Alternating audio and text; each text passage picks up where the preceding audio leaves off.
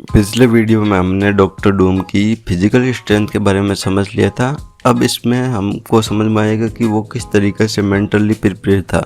वो खुद को लेटवे का तानाशाह बोलता था। डूम अपने देश लेटवे का एक छत्र राजा था। उसने देश की तकनीकी रूप से सबसे उन्नत और सुरक्षित राष्ट्र बना रखा था। वहाँ की जनता उससे डरती भी थी और उसकी पूजा भी करती थी, क्योंकि डूम अपनी प्रजा को बाहरी खतरों से सुरक्षित रखता था।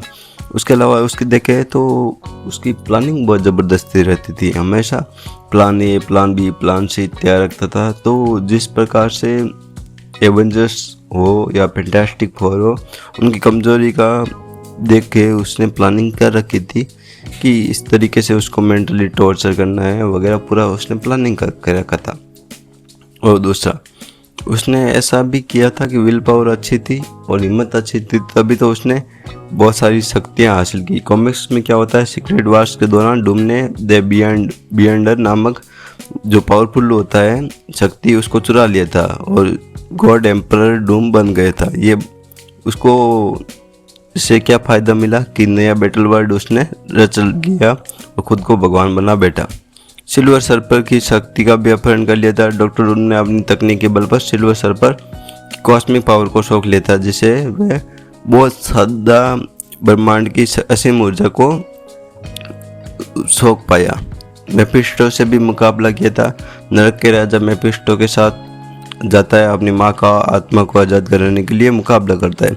और मेफिस्टो जैसे खतरनाक राक्षस को अगर सामना कर रहा है और तो उसका भी पसीना छूट रहा है, तो डॉक्टर डूम कितना ताकतवर होगा।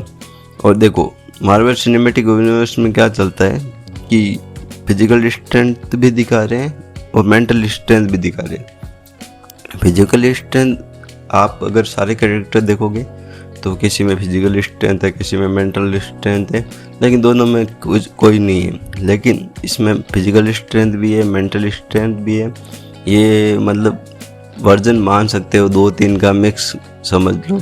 डॉक्टर स्ट्रेंज का भी, टोनी का भी और ब्रूस ब्रेनर का भी और कैप्टन अमेरिका का भी। तो थोड़ा थोड़ा सबका मिक्स है, मसाला पीस के बनाया हुआ डॉक्टर डूम।